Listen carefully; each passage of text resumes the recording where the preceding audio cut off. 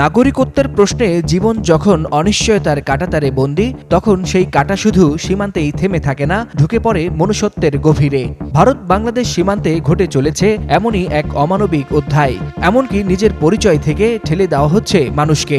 এ এক অনিশ্চিত আত্মপরিচয়ের যন্ত্রণায় পড়েছেন সেখানকার মুসলিম পরিবারগুলো। সীমানার একদিকে কাঁটাতার, অন্যদিকে প্রশ্নবিদ্ধ পরিচয়, মাঝখানে পায়ে চলা রাস্তা যার শেষ নেই, শুধু শুরু আছে এক শূন্যতায়। ভারত বাংলাদেশের আসাম সীমান্ত এখন শুধু ভৌগোলিক বিভাজন নয়, বরং এক বেদনা বিধুর মানবিক সংকটের নাম। ভুক্তভোগীদের অভিযোগ, পুলিশের মাধ্যমে অনেককে থানায় ডেকে নেওয়ার পর সীমান্তে নিয়ে যাওয়া হয়। সেখানে বন্দুকের মুখে বাধ্য করা হয় বাংলাদেশে প্রবেশ করতে। এমনকি সীমান্তের নো ম্যানস ল্যান্ডে খাবার ও পানির অভাবে কয়েকদিন মানবেতর অবস্থায় কাটাতে হয় তাদের। বাংলাদেশ বর্ডার গার্ড বিজিবির তথ্য বলছে, গত মে মাসে ভারত থেকে 1200-এরও বেশি মানুষকে অবৈধভাবে বাংলাদেশে ঠেলে দেওয়া হয়েছে।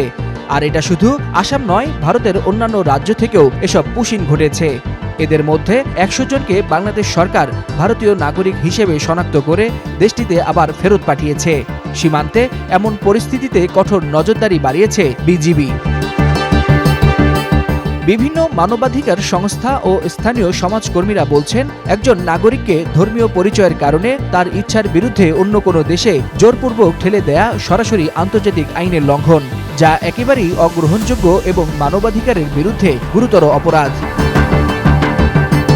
তবে এখন পর্যন্ত বিএসএফ, আসাম পুলিশ কিংবা রাজ্য সরকারের পক্ষ থেকে এসব অভিযোগের বিষয়ে কোনো আনুষ্ঠানিক বক্তব্য পাওয়া যায়নি।